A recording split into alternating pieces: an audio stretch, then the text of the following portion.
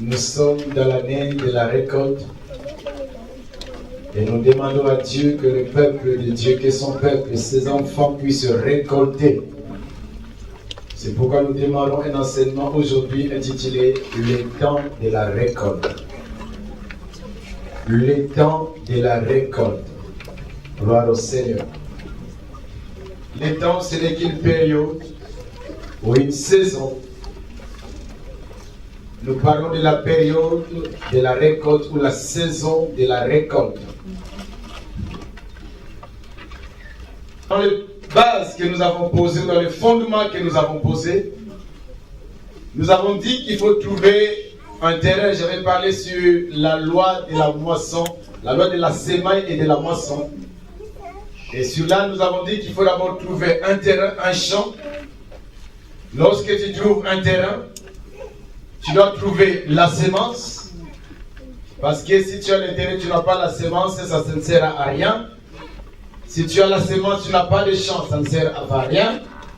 Mais quand tu as la semence, tu vas les semer. Et il faut aussi protéger ton champ. Amen. Amen. L'homme de Dieu, le pasteur Jean-Emmanuel, s'est allé là-dessus pour dire le secret de la récolte. Parce qu'il y a des bêtes qui viennent détruire la semence. Il y a de l'ivraie, les mauvaises herbes qui détruisent la semence. Il y a plein de choses, mais il faut que tu arrives à protéger ton champ.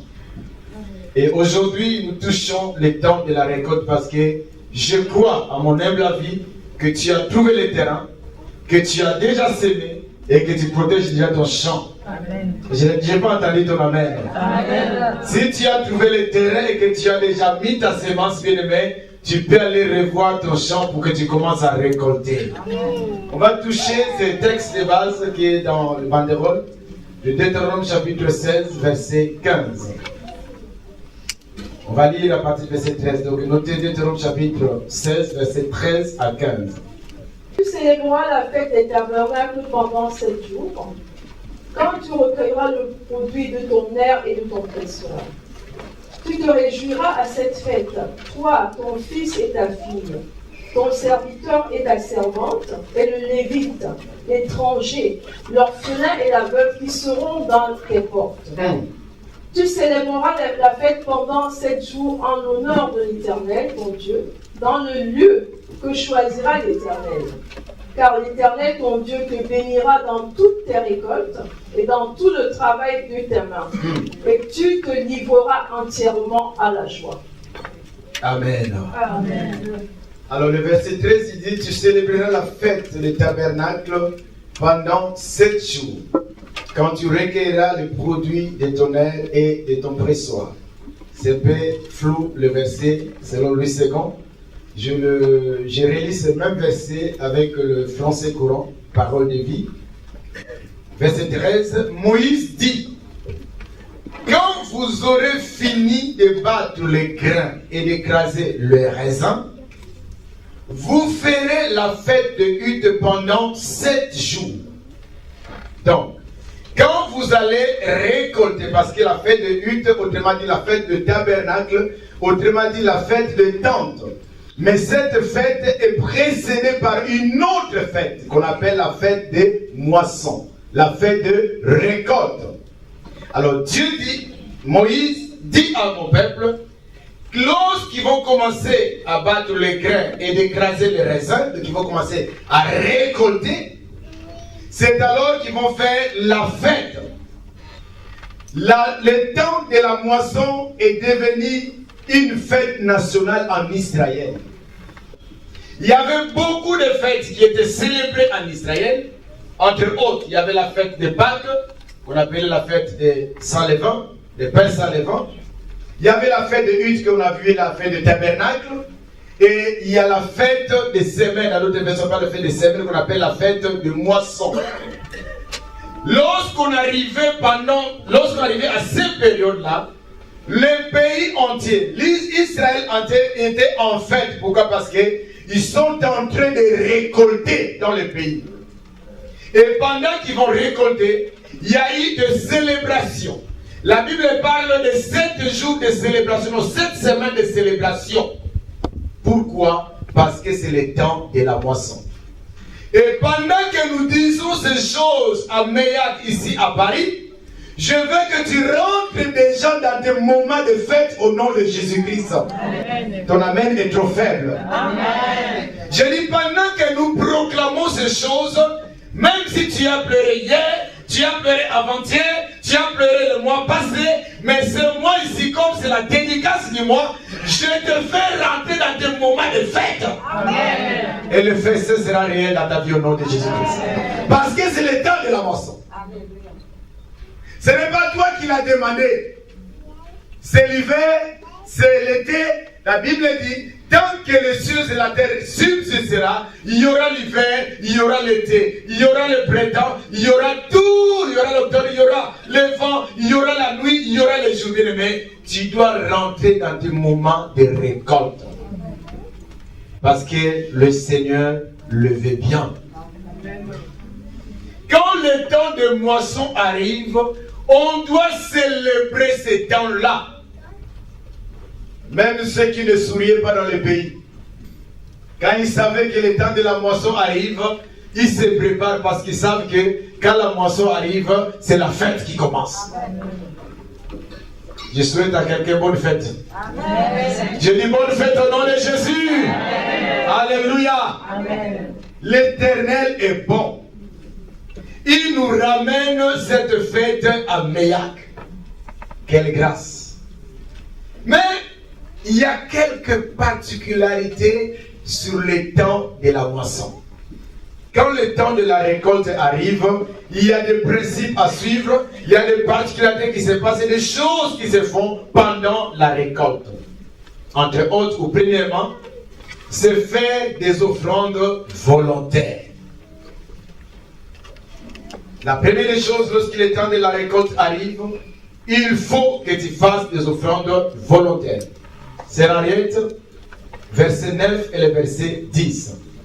Tu compteras 7 semaines. Oui. Dès que la faucille sera mise dans les blés, tu commenceras à compter 7 semaines. Puis tu célébreras la fête des semaines et tu feras des offrandes volontaires selon les bénédictions que l'Éternel ton Dieu t'aura accordées. Tu feras quoi? Les offrandes volontaires. Continue. Selon les bénédictions que l'Éternel ton Dieu t'aura accordées. Dites-moi Amen. Amen. Tu feras des offrandes volontaires selon les moyens, selon les bénédictions, selon le récolte, selon la moisson que tu auras eue pendant ce temps-là. Supportez-moi encore parce que quand il dit au verset 9, tu compteras 7 semaines dès que la faucille sera mise dans le blé. Après ça, c'est bien ambigu. Français quoi il dit ceci? Moïse dit, à partir du jour où vous commencerez à récolter le blé, c'est bien clair. Vous compterez 7 semaines. Ensuite, vous célébrerez la fête de la moisson en l'honneur de l'Éternel et vous ferez les offrandes volontaires selon les bénédictions que Dieu vous donnera. Là, c'est bien clair. Moïse dit, à partir du jour, les jours là vous allez commencer à récolter le blé, vous allez compter 7 semaines, ensuite vous allez célébrer la fête de la moisson. La fête de moisson en l'honneur de l'Éternel.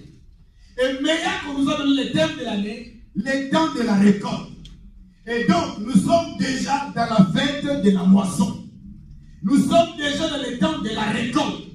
Mais pendant que tu récoltes, tu dois donner l'offrande volontaire selon les moyens que tu as. Je n'ai pas entendu ton amen. Je reprends.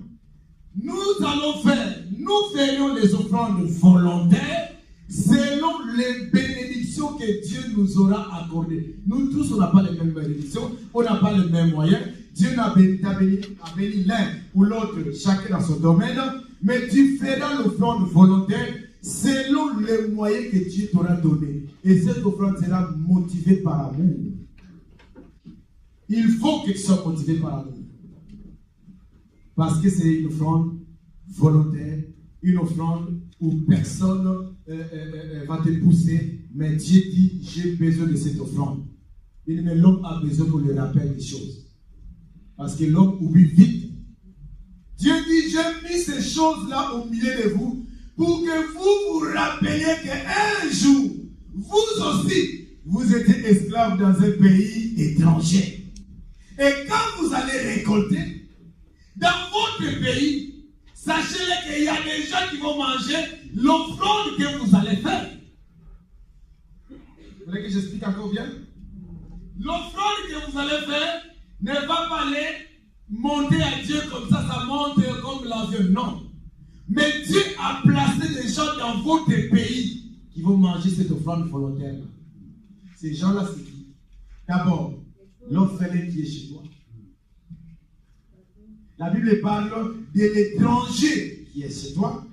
Bénissons le Seigneur pour le pays que nous habitons comme la France, parce qu'il y a l'œuvre sociale qu'ils font aujourd'hui. Ça n'a pas commencé, ça a commencé depuis longtemps.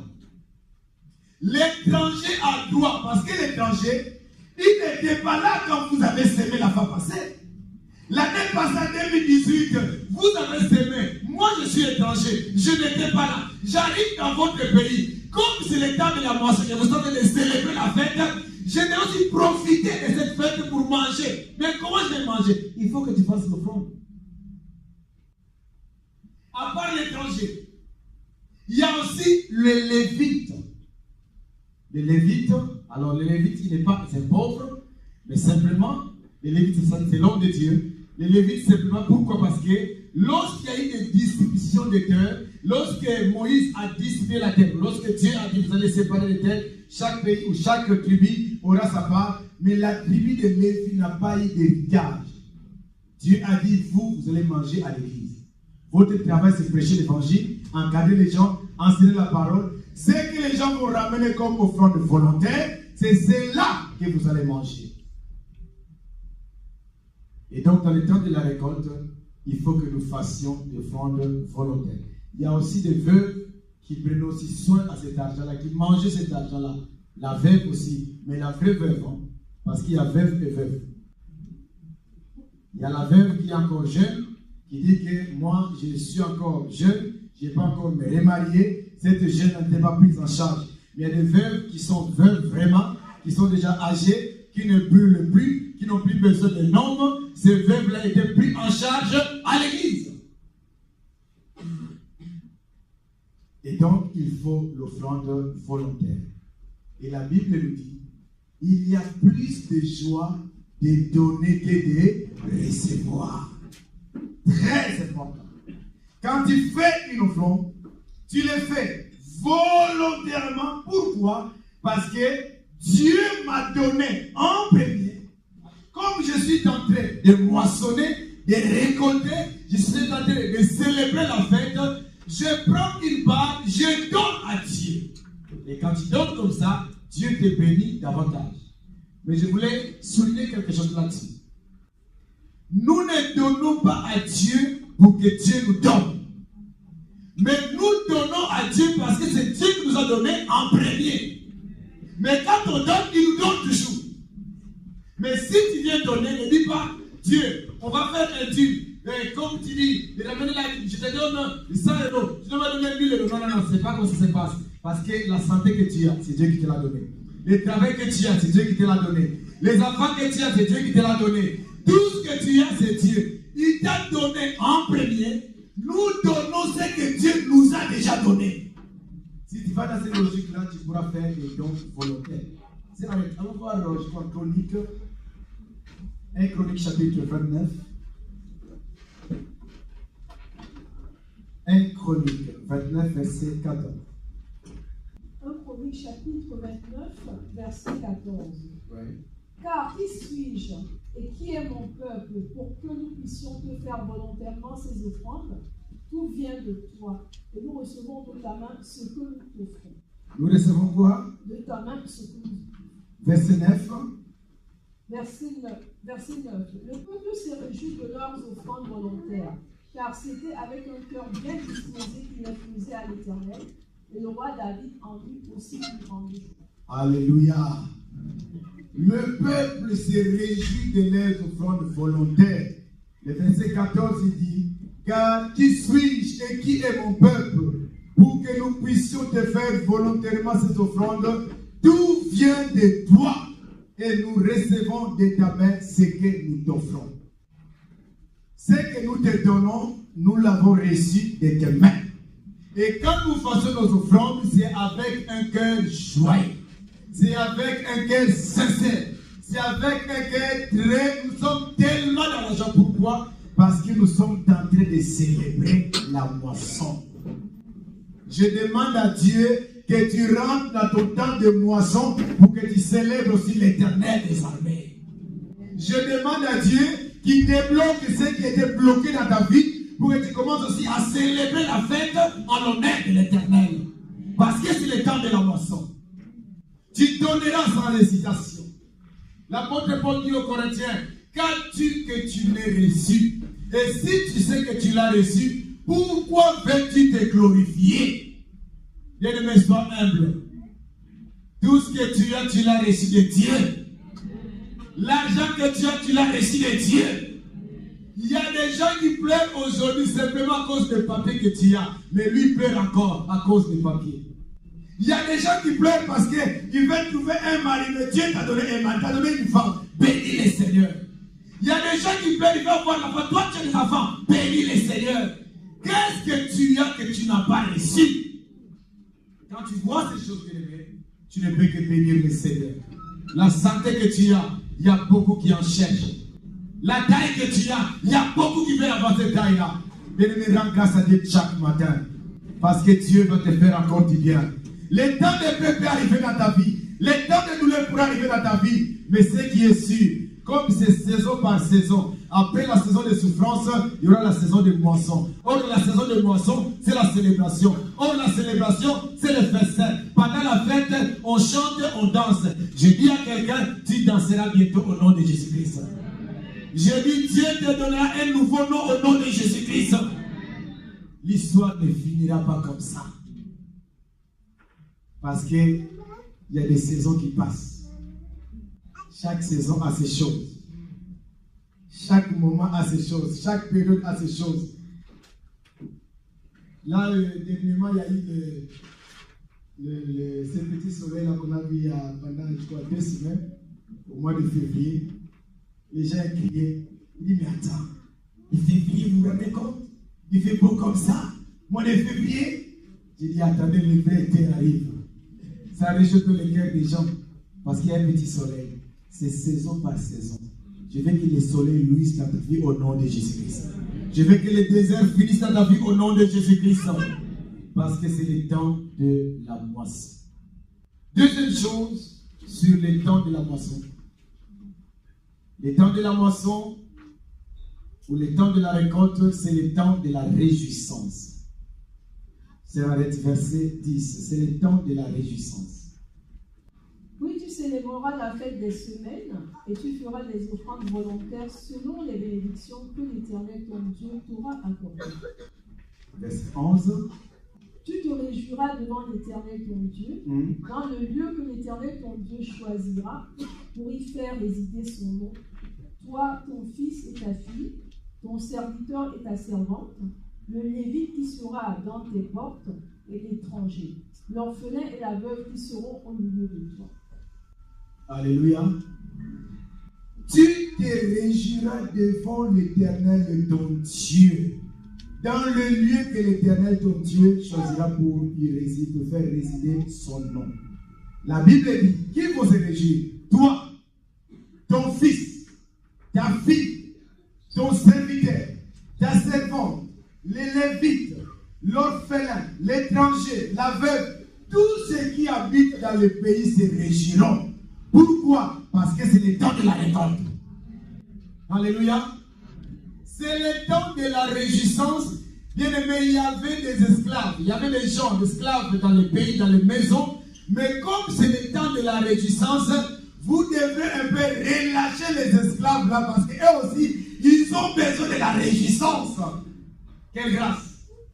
La délivrance que tu es venu chercher, ça ne sera pas simplement pour toi, mais pour tes enfants, les enfants de tes enfants, les arrière-petits-enfants, parce que maman aura combattu et elle a remporté la victoire. Ok, Dieu t'attend au nom de Jésus-Christ.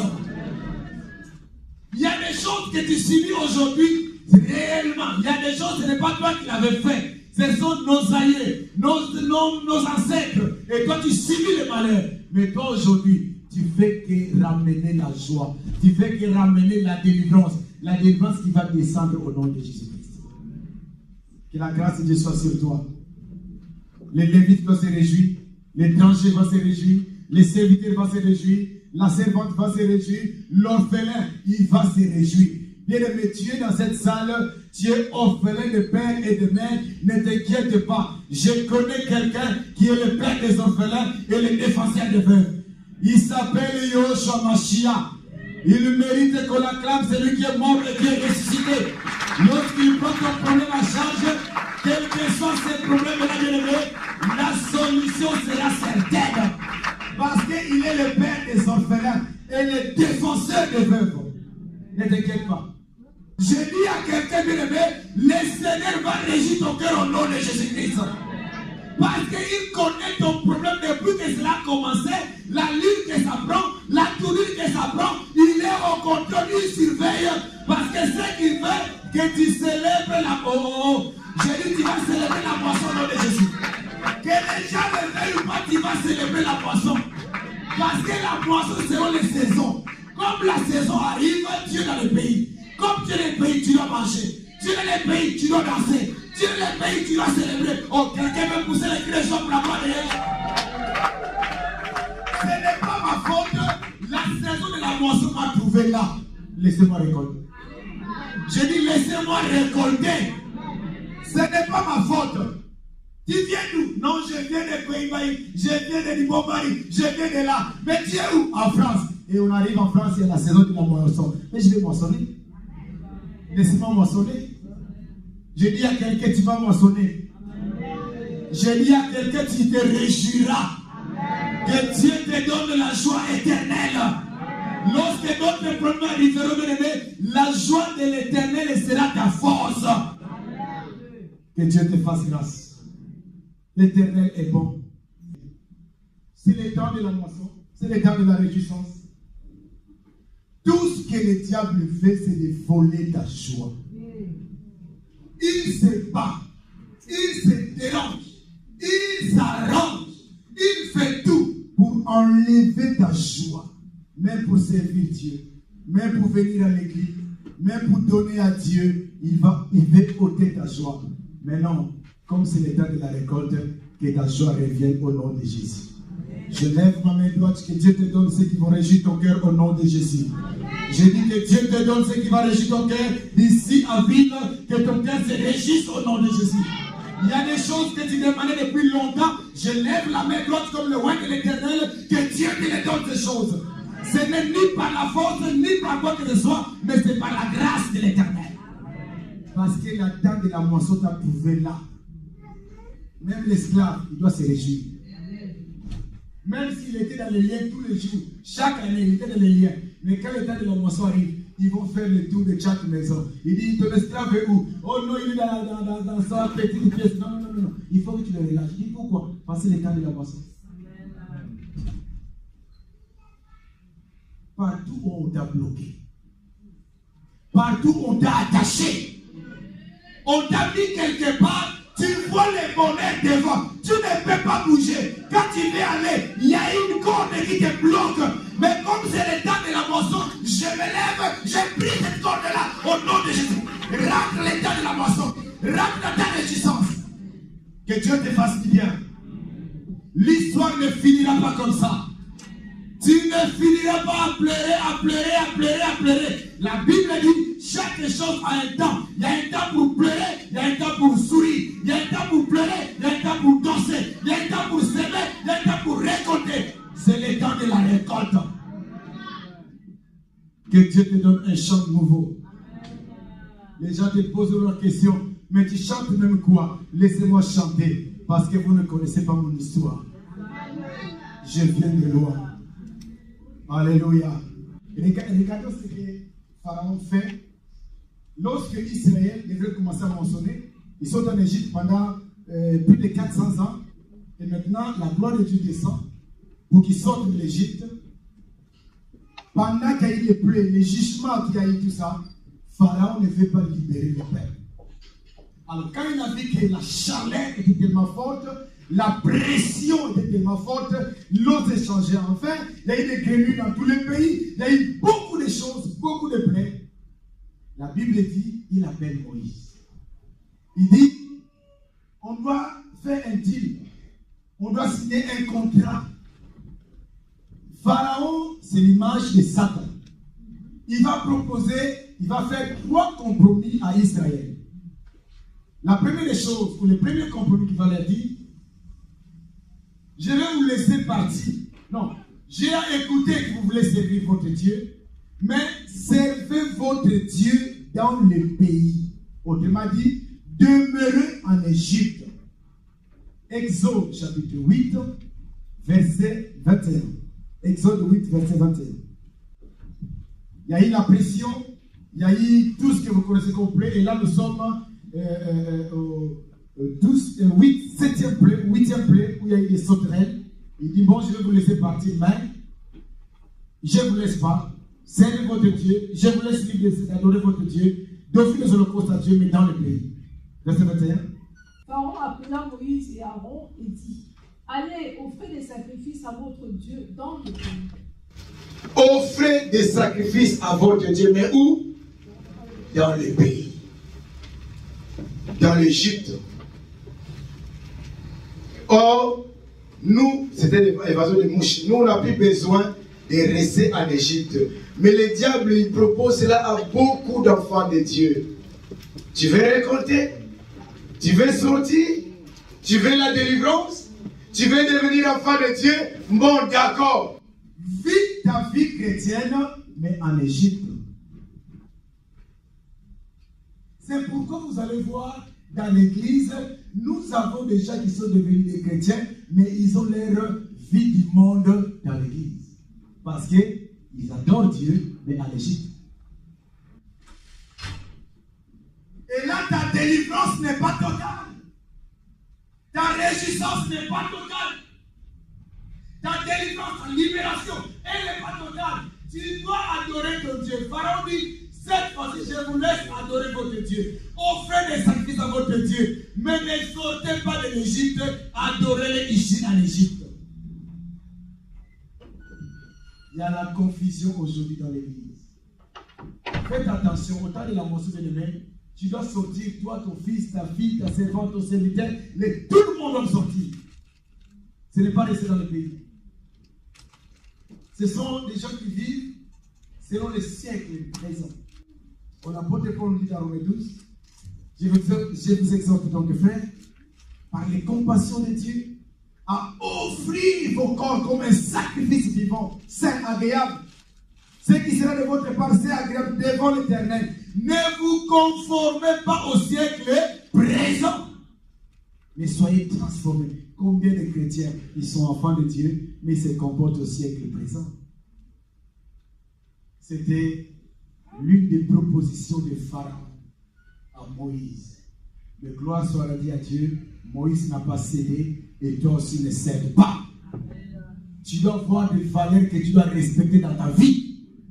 Il y a des choses que je ferai, il y a d'autres que je ne ferai pas.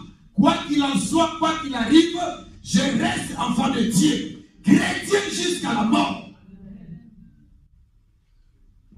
Vous venez de m'envoyer encore des sujets de prière. Il y a un pasteur qu'on a arrêté, je crois, en Iran, parce que là-bas, quand on t'attend, tu prêches l'évangile, le pasteur a été emprisonné plusieurs fois. Et on l'appelait pour dire que tu dois régner Jésus devant tout le monde, devant ton assemblée. Il dit, si c'est la mort, tuez-moi. On l'a emprisonné, 10 ans d'emprisonnement, on ne sait pas la sortie, qu'est-ce qu'on va faire de lui.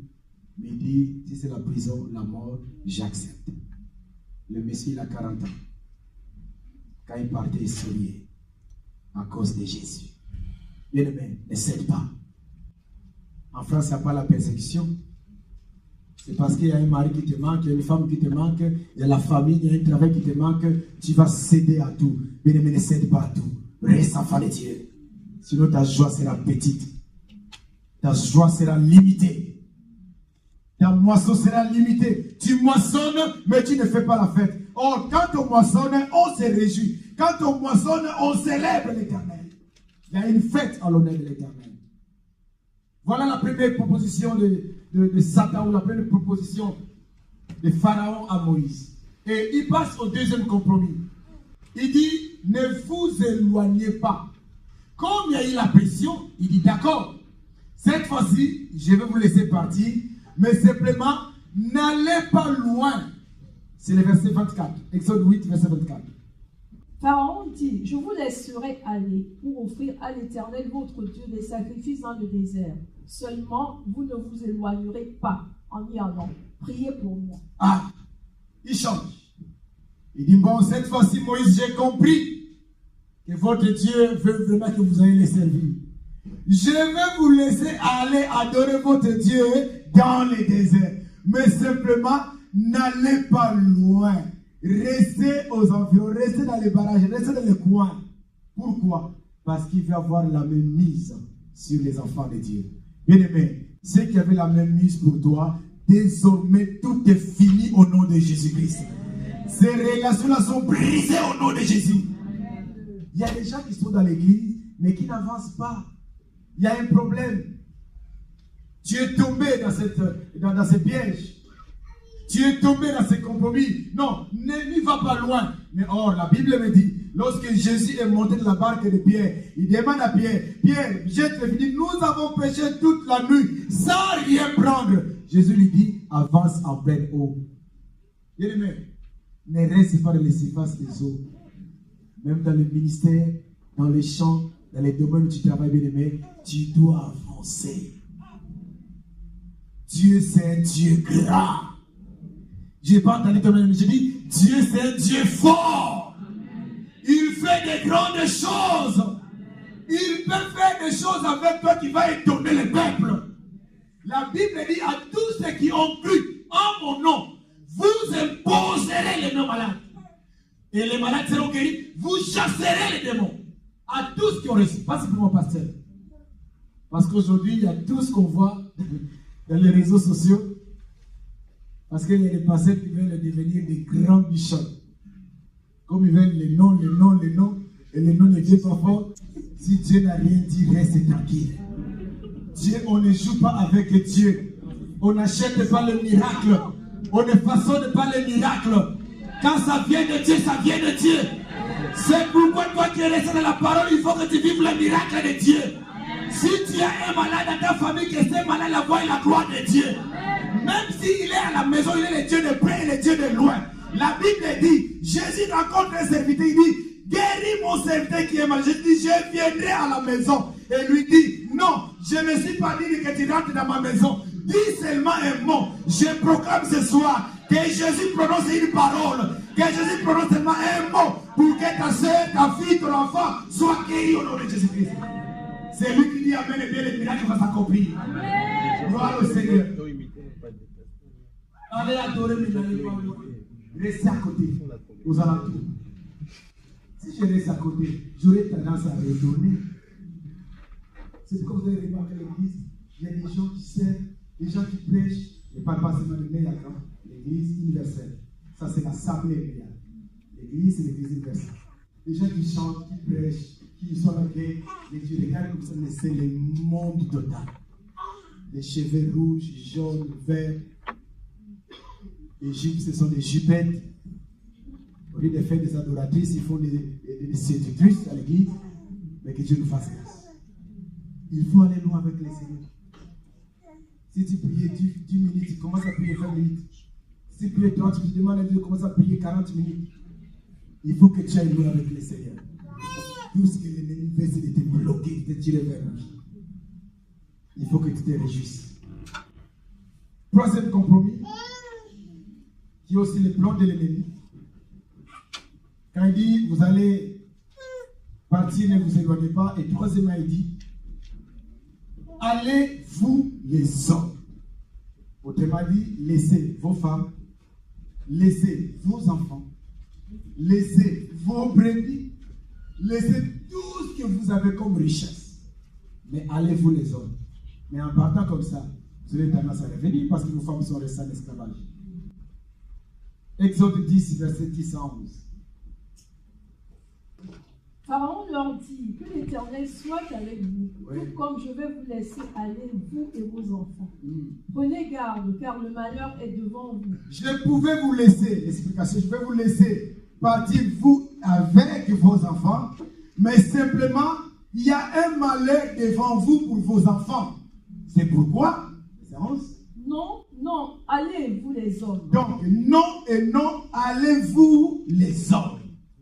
et servez l'Éternel, car c'est là ce que vous avez demandé. Alors on les chassa de la présence de Pharaon. Alors, lis-nous le verset qui est au-dessus, verset 9, je crois. Moïse répondit, nous irons avec nos enfants et nos vieillards, Oui, avec nos fils et nos filles, oui, avec nos brebis et nos bœufs, oui. car c'est pour nous une fête en l'honneur de l'Éternel. Disons Amen. Nous allons rien laisser chez Pharaon. Bien-aimé, tu ne dois rien laisser entre les mains de Satan. Ne laisse pas ton fils, ne laisse pas ta fille, ne laisse pas ta richesse, ne laisse pas tes brebis, tes bœufs chez Pharaon. Les moutons, il faut tout ramener. Parce que dans le désert, nous allons adorer l'Éternel avec nos biens. Mais si vous laissez les biens, dans le désert, nous allons adorer Dieu avec nos enfants, nos femmes, nos maris. Mais si ton mari est resté, si ton enfant est resté, comment veux-tu aller adorer le Seigneur? Tu sois tranquille. Parce que mon enfant est resté en Égypte. Et le Pharaon est méchant. Satan est méchant. Il ne te fait pas du bien.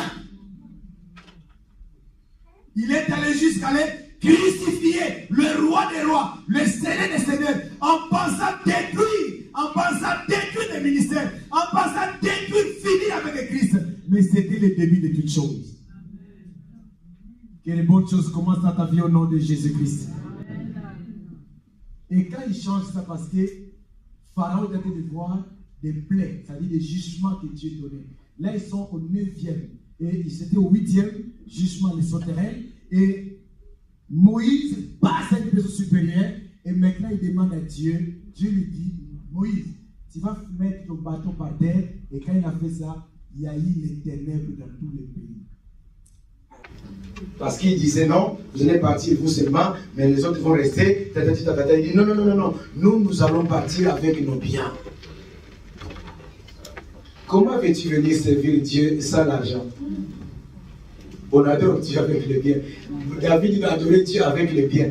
Quelqu'un qui s'appelait Onam, qui voulait l'offrir un terrain pour offrir des sacrifices, David dit à cet homme, arrêtez, je vais l'acheter. Je n'offrirai jamais quelque chose à Dieu qui ne me coûte rien. Tu pars, tu laisses les brebis. Tu pars, tu laisses le bœuf, tu pars, tu laisses toute ta richesse. Il y a des choses qui nous révoltent de la Bible. Vous savez, tu peux être rempli du Saint-Esprit. Tu peux être une femme powerful, une puissante femme de feu. Tu peux être un homme de feu.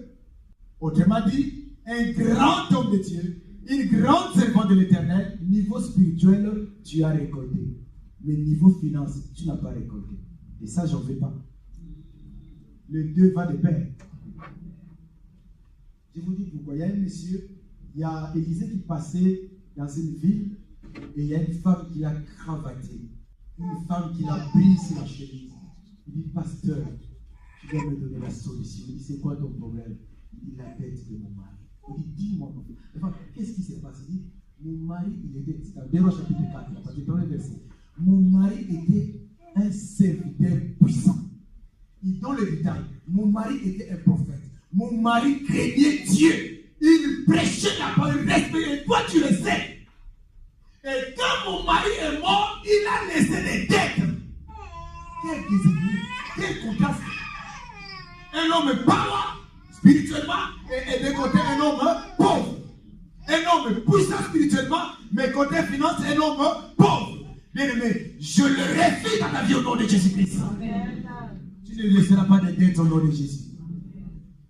Et cette dame dit à Élisée, au moment où je suis venu te voir, les créanciers est venu chez nous. Il a pris les enfants en esclavage. Pourquoi? On doit d'abord donner sa dette avant de récupérer les enfants. Vous vous rendez compte? On a pris tes enfants parce que ton mari qui était serviteur de Dieu, il a pris des dettes, il n'a pas pu rembourser ses dettes, il est mort avec des dettes. Ah, tu ne mourras pas avec les dettes au nom de Jésus. Je dis, tu ne mourras pas de la tristesse au nom de Jésus. Tu mourras dans ta vieillesse avec joie et célébration. Parce que l'Éternel te connaît. Oui, tu dois moissonner au nom de Jésus. Élisée, il n'a pas fait un miracle. Mais c'est triste. C'est triste de voir ça. Et dans les évangiles, je vois dans Luc, on nous raconte une histoire. J'aime bien le départ de l'histoire. Il y avait un homme riche sur la terre. Il y avait aussi un homme pauvre. Cet homme riche, après il va aller au ciel. Hein? Arrêtons d'abord le ciel. On n'est pas au ciel, on est à Paris. Quand ils sont allés au ciel, les riches pleuraient. Ils demandaient, Lazare, donne-moi de l'eau. Demande à mes frères là-bas, il s'est converti. Lazare dit, non, c'est une parabole déjà.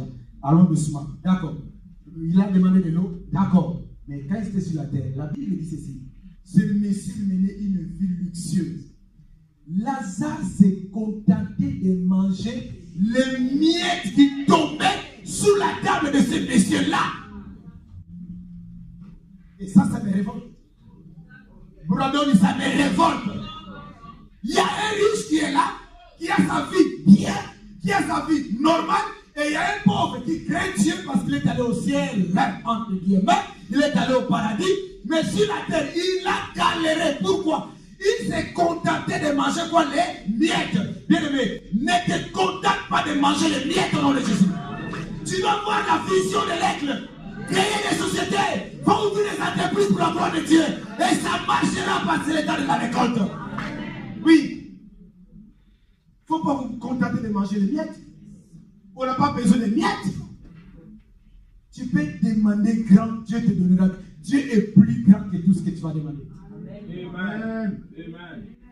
Sinon, tu serais un enfant de Dieu. C'est pourquoi aujourd'hui, dès qu'on voit un homme de Dieu, il est fait béni, il a beaucoup de biens, il dit qu'il a touché la magie. Pas forcément. D'autres, oui, mais certains, oui, mais d'autres, non. Quand on voit une femme de Dieu, servant de Dieu, béni, vous là, vous serez béni au nom. Amen. Recevez la bénédiction de Jésus. Que Dieu nous fasse grâce. Tu as l'onction, mais la poche se vide. Je demande à Dieu qui te donne des moyens au nom de Jésus. Et tu ne mourras pas pauvre. Que Dieu te fasse grâce. Le temps de la moisson, le temps de la récolte, le temps de la réjouissance. Et le temps de la moisson, on doit se réjouir. Nous irons avec nos biens. Nous irons avec nos enfants. Nous irons avec nos vieillards. Nous irons avec nos filles, tout le monde. Nous sortirons avec tout ce qui est la Bible. Les Égyptiens ont commencé à donner de l'or eux-mêmes. Vous savez pourquoi ils donnaient de l'or? C'est la peur. Parce que le 9e bleu ou 9e jugement, c'était les ténèbres dans les camps des Égyptiens. Mais là où habitaient, si les Israélites habitaient Roni, à Roni, il y a la lumière, mais tous les autres villes de Paris, il y a les ténèbres. Ils ont commencé à avoir peur. Ils ont dit à Pharaon, libère ces gens-là. Pharaon voulait encore s'entendre. Ils sont allés jusqu'au 10e plaie. Alors, le 10e plaie, je vous promets, le pays a senti mauvais. Vous savez pourquoi? Il y a eu des morts dans chaque famille. Le premier-né. Si parmi les hommes, c'est la femme, c'est le premier-né. Parmi les animaux, le premier-né. Parmi les mouches, le premier-né. Parmi les insectes, le premier-né. Dieu lui-même, il a choisi. Il a frappé. Pharaon a dit non, sortez. Aujourd'hui, je ne demande pas la mort des gens. Aujourd'hui, je ne veux pas que les gens meurent. Mais simplement, c'est lui qui te bloque. C'est lui qui ne veut pas que tu moissonnes. C'est lui qui ne veut pas que ta joie devienne réelle. Il a pris une maladie bizarre, il a donné à ton enfant. Mais pourquoi ils font ça? Parce qu'ils veulent te bloquer. Pour arrêter ta joie. Pour bloquer ta joie. Pour ravir ta joie. Oh, Dieu t'a appelé à la célébration. Dieu t'a appelé à la fête. Je demande à Dieu que Dieu s'en charge de tous tes ennemis au nom de Jésus. Que Dieu prenne soin de tous tes ennemis au nom de Jésus-Christ. Que l'Éternel nous entende. Tout ce que nous voulons qu'on te lâche, que tu partes. Parce que tu as une mission devant. Le temps de la récolte, c'est le temps de la réjouissance. Vous célébrerez l'Éternel pendant 7 jours, pendant 7 semaines. Le chiffre 5, c'est l'accomplissement. Je te donne la célébration de toute la vie au nom de Jésus-Christ. Je dis, tu célébreras la fête pendant 70 ans. Je ne sais pas te reste combien d'années de vivre, mais Dieu t'a soutenu quand tu étais bébé. Il te soutient aujourd'hui, il te soutiendra demain. Jusqu'à ta vieillesse, il sera ton Dieu. Je demande à Dieu aujourd'hui qu'il ne te donne pas simplement ce qu'on appelle la guérison miraculeuse, mais qu'il te donne la santé miraculeuse. Vous avez compris la différence? Il enlève cette maladie-là, il te donne la santé. Quand une autre maladie va arriver, il trouve la santé miraculeuse en toi. Et la maladie dit, je ne peux pas rester là-bas. Mais dit, on t'a envoyé pas de Dieu, on ne peut pas. Pourquoi? Parce qu'en lui, en elle, il y a la santé divine. En elle, il y a la santé de Dieu. En elle, il y a le sang de Jésus. C'est par ces mecs ici que nous sommes guéris. Amen. Tu as des maux des yeux, des maux des oreilles, des maux des idées, des maux de ventre, des maladies bizarres. On commence à chercher à créer des noms. Mais moi, je connais un nom qui est au-dessus de tout nom. C'est le nom de Jésus. Lorsqu'on invoque ce nom-là, les sida fléchissent. Lorsqu'on invoque ce nom-là, les cancers fléchissent. Lorsqu'on invoque ce nom-là, toutes les maladies la fléchissent au nom de Jésus. Je suis parti chez le médecin. Il me touche, il me touche, il me touche, il me touche. Je le regarde. Je dis, tu as peur? Je dis, je n'ai pas peur. Après, je peux vous poser des questions, madame? Oui. Je dis, toi, tu me suis comme ça. Tu as aussi un médecin qui te suit, toi? Il dit, mais pourquoi vous me posez? Oui, parce que vous dites que tous les médecins, vous allez me donner, il faut que j'aille un médecin traitant. Et vous avez un médecin traitant? Il dit, oui. Nous avons des gens qui nous suivent aussi. Parce qu'il doit être contrôlé. J'ai dit d'accord. J'ai gardé, comme c'était au travail, j'ai gardé le nom de Jésus. Dans mon cœur, j'ai dit, si tu savais, c'est lui qui prend soin de ma santé. Même quand l'accident est déjà planifié, ils ont mis tout en place. Il te reste quelque part pour vivre cet accident-là. Les Seigneurs envoient les anges. La Bible dit, l'ange n'était qu'un pour tous ceux qui les créent. Bien aimé, en Jésus tu es protégé. Oh, en Jésus tu es en paix. En Jésus tu es en sécurité. Je dis à quelqu'un, tu peux commencer à clamer, tu peux commencer à danser, tu peux commencer à pousser les cris de joie. Parce que c'est le temps de la récolte, le temps de réjouissance. Tu te réjouiras, que l'ennemi ne veuille pas, tu te réjouiras. Que le pharaon ne veuille pas, tu te réjouiras. Que ta famille ne veuille pas, tu te réjouiras. Que ton mari, ta femme ne veuille pas, tu te réjouiras. Acclame Yehova Mashiach, parce que c'est le temps de la réjouissance. Dimanche, quand tu viendras ici, crée ta propre danse. Parce que quand on adore, les maladies tombent. Quand on loue, les maladies tombent. Le temps de la récolte, le temps de la réjouissance. Mais l'ennemi veut bloquer ta joie. La Bible dit, tu serviras l'Éternel. Tu célébreras l'Éternel. Tu loueras l'Éternel. Je m'en vais finir. Le troisième point, la troisième chose qui arrive. Troisième. Les 3 points que j'ai parlé sur le deuxième point. Sur le point de la réjouissance. Le troisième point, c'est reste dans le lieu choisi par Dieu. C'est arrêté le verset 15 de le texte de Deutéronome. Tu célébreras la fête pendant 7 jours en l'honneur de l'Éternel ton Dieu, dans le lieu que choisira l'Éternel. Car l'Éternel ton Dieu te bénira dans toutes tes récoltes et dans tout le travail de tes mains, et tu te livreras entièrement à la joie. Ah, ça c'est merveilleux. Ça c'est wonderful comme disent les anglophones. Tu célébreras l'Éternel, ton Dieu. Et quand je lis ça, ça m'a fait quelque chose. Pendant 7 jours, on célébrait la fête pendant 7 jours en l'honneur de l'Éternel, ton Dieu, dans le lieu que choisira l'Éternel. Reste dans le lieu choisi par Dieu. Il y a une fête que tu dois faire, il y a une célébration qui doit se passer, Mais il faut que tu restes dans l'endroit où Dieu t'a placé. Il y a un lieu que Dieu a choisi pour toi. Quand tu sortiras de cet enclos-là, de ce lieu-là, bien aimé, les choses deviennent compliquées, désordre sur désordre. Pourquoi? Parce que tu es sorti du lieu où Dieu t'a placé. Tu vas faire la fête.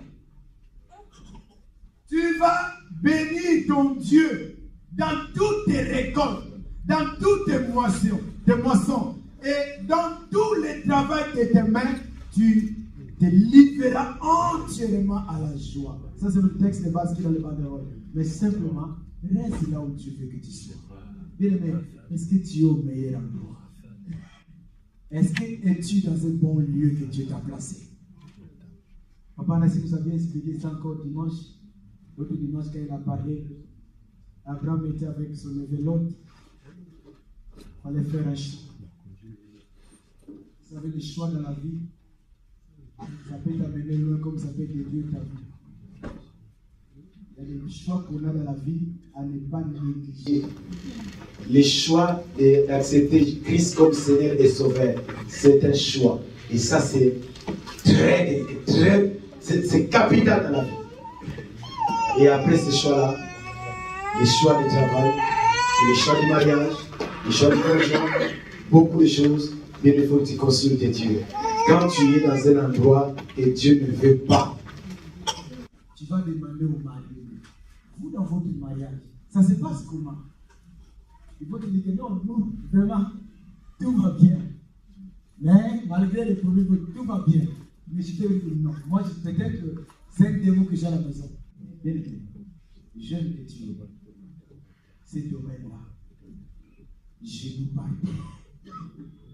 Il faut que tu dormes pour que tu te réveilles, que tu vois ton Adam, que tu vois ton Ève. Si tu ne veux pas avoir un profond sommeil, tu auras les yeux du jour. Or, les yeux du jour, ils regardent selon le jour. Or, quand tu regardes selon le jour, tu verras seulement l'apparence. J'aime les Africains. Pourquoi tu aimes les Africains? Ça, c'est après. J'ai dit après. On attend d'autres personnes arriver là et on commence ce thème. Parce qu'on verra aussi quelqu'un dans la Bible. Sa maman lui dit.